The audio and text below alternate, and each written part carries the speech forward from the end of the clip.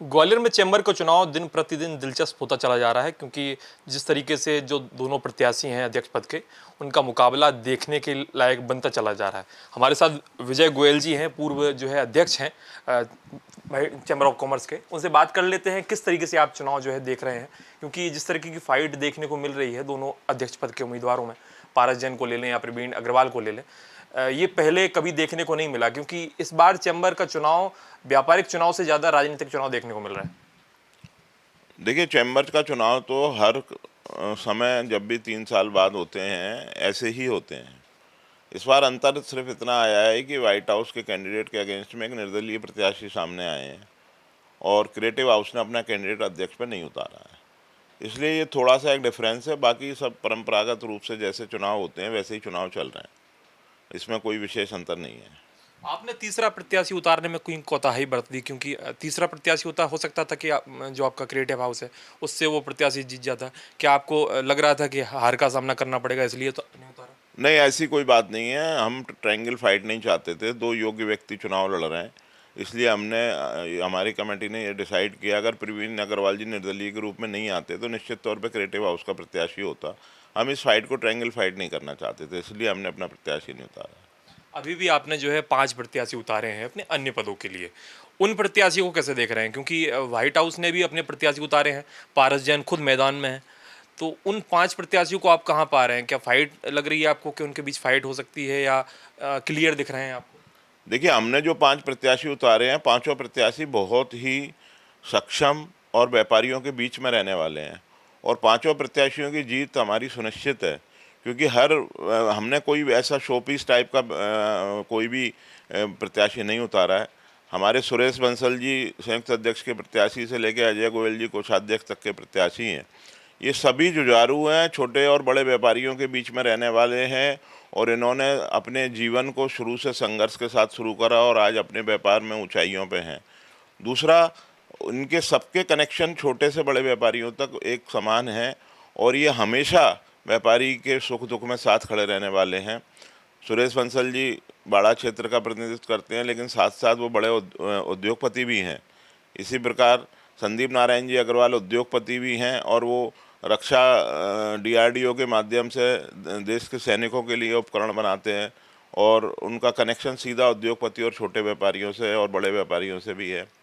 राकेश अग्रवाल जी हमारे मानसेवी सचिव के प्रत्याशी हैं, जिनका रोम कंप्यूटर्स के नाम से कंप्यूटर एजुकेशन का बिजनेस है और वो उसके माध्यम से अपने युवाओं को प्रशिक्षित कर रहे हैं और आज की ज़रूरत कंप्यूटर है। बिना कंप्यूटर के हम किसी छोटे से छोटे व्यापार को और बड़े से बड़े उद्योग को हम नहीं कर सकते जब तक हमें कंप्यूटर का ज्ञान पूरी तरीके से नहीं। तो उनका अपना एक अनूठा काम है जो वो उसके माध्यम से कर रहे हैं। राकेश अग्रवाल जी सह सचिव पे हैं रेडीमेड गारमेंट वाले।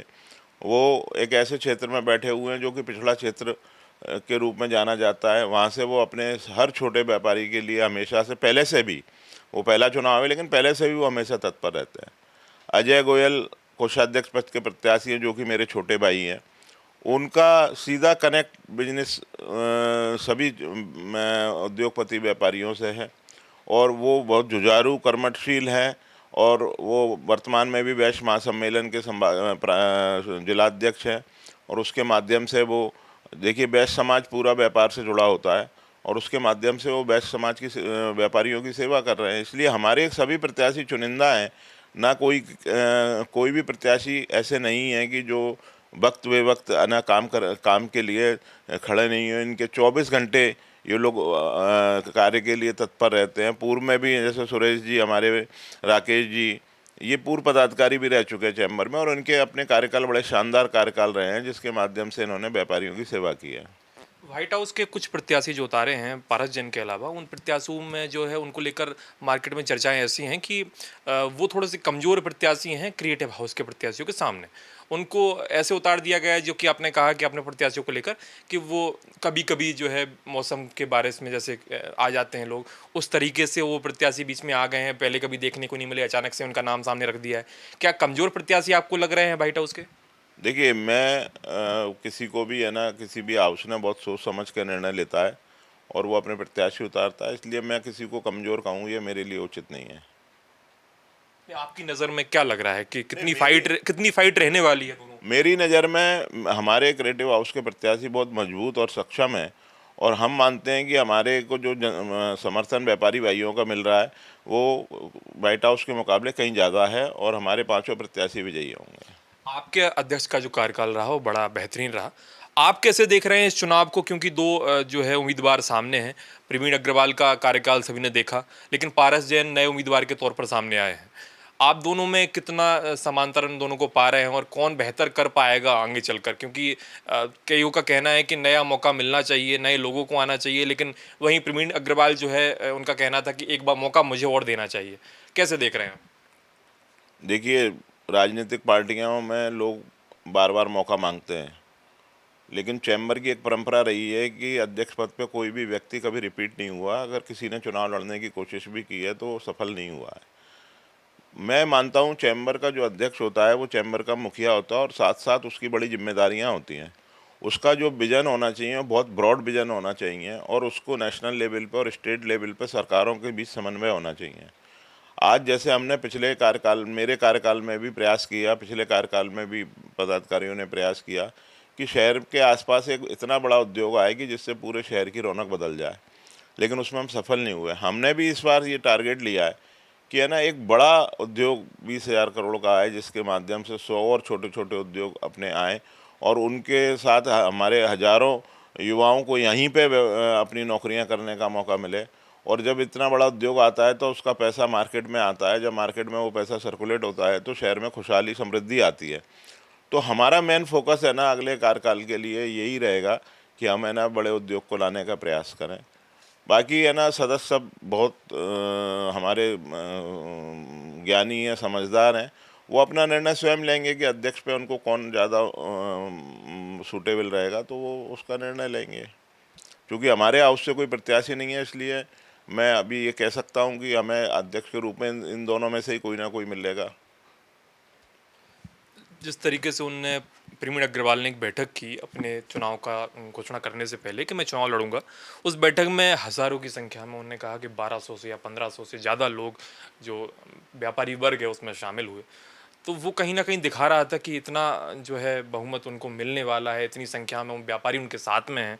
लेकिन दूसरा पक्ष वहीं देखें तो उनका आरोप था सामने वाले का कि उसमें से आधे से ज़्यादा पदाधिकारी थे ही नहीं, उनमें से आधे से ज़्यादा सदस्य थे ही नहीं, वो व्यापारी थे ही नहीं, केवल वो भीड़ को जमा करने का वहाँ काम किया गया था। कैसे देख रहे हैं उस पूरी चीज़? देखिए, जब भी कोई है ना छोटी मोटी शहर में घटना होती है तो उसके तमाशबीन बहुत इकट्ठे हो जाते हैं। उनको लगता है क्या हुआ क्या हुआ। प्रवीण जी चूँकि उस दिन अपने नाम की घोषणा करने वाले थे, तो निश्चित तौर पे लोगों में एक उत्सुकता थी कि वो किस प्रकार से करेंगे। कल क्रिएटिव हाउस ने अपना व्यापारिक परिचर्चा एवं संवाद रखा था, उसमें भी 2,500 की संख्या में लोग आए थे। अगर वो 2,500 वोटर हमारे को मिल जाएँ तो फिर हमें किसी की ज़रूरत ही नहीं है। लेकिन इसका ये अर्थ नहीं होता, लोगों के आने का अर्थ ये नहीं होता कि वो आपके वोटर हैं या आपके समर्थन में आए। कुछ लोग देखने भी आते हैं और कुछ लोग दिल से सपोर्टर भी होते हैं। तो ये उनका एक तरीका था अपने आप को प्रोजेक्ट करने के लिए, वो उनने उसको किया। और हर व्यक्ति अपना स्वतंत्र है कि कोई भी पॉजिटिव तरीके से अपने आप को प्रस्तुत करे। क्या आपको लगता है कि जो बेहतर विदाई की डिमांड जो है प्रवीण अग्रवाल के द्वारा की जा रही थी, क्या आपने वो इस बेहतर विदाई को और ज़्यादा बेकार करने का प्रयास कर रहे हैं? अगर वो हार का सामना उनको करना पड़ता है तो कई चीज़ें उनके लिए बदल जाएंगी। अगर वो इस तरीके से जाते, उनको विदाई जो मिली थी वो बेहतर नहीं थी उस हिसाब से उनके लिए? देखिए, ये है ना प्रवीण जी का और उनके व्हाइट हाउस का निजी निर्णय है। विदायगी क्या होती है और बेहतर कैसे होती है, सम्मानजनक कैसे होती है, मेरी तो समझ के बाहर है। जिस हाउस ने उनको 23 साल से लगातार पद पर रखा हुआ है, तो क्या वो 27 साल में ही बेहतर होगी, 23 में बेहतर नहीं होगी? विदायगी तो कभी भी बेहतर हो सकती है। चूँकि वो लगातार एक हाउस ने उनको इतना सम्मान दिया, और अगर वो इस बार अपने हाउस में रहकर ही अपने हाउस के 6 प्रत्याशियों के लिए सपोर्ट करते तो निश्चित तौर पे एक समाज के अंदर बहुत ही बेहतरीन मैसेज जाता। लेकिन फिर भी प्रवीण अग्रवाल जी एक अच्छे व्यक्ति हैं और अच्छे उनके कनेक्शंस हैं, व्यापारियों से भी जुड़ते हैं। अगर वो चुनाव में हैं तो उनका स्वागत है। क्रिएटिव हाउस ने अपना अध्यक्ष का प्रत्याशी घोषित नहीं किया। क्या आप मतलब सामने वाले प्रत्याशियों को सपोर्ट करने वाले हैं खुलकर, या केवल खुल के नहीं पीछे से सपोर्ट करने वाले? नहीं, कैसे? हमने अपने सभी समर्थक व्यापारियों को अनुरोध किया है कि वो स्वतंत्र हैं और अपना निर्णय स्वयं लें। तो बिल्कुल आपने सुना कि विजय गोयल जी ने साफ कहा कि वो अपने अध्यक्ष का प्रत्याशी घोषित नहीं करेंगे, और जो भी उनके समर्थक हैं उनसे उनकी अपील है कि वो अपना निर्णय जो है स्वतंत्र होकर लें। उनको जो व्यक्ति को बेहतर उनको लगता है कि ये व्यक्ति अध्यक्ष के लिए बेहतर है, उसका चुनाव करें। द प्रेस हिंदी के लिए कैमरामैन विजय के साथ मैं सूर्य प्रताप सिंह, ग्वालियर से।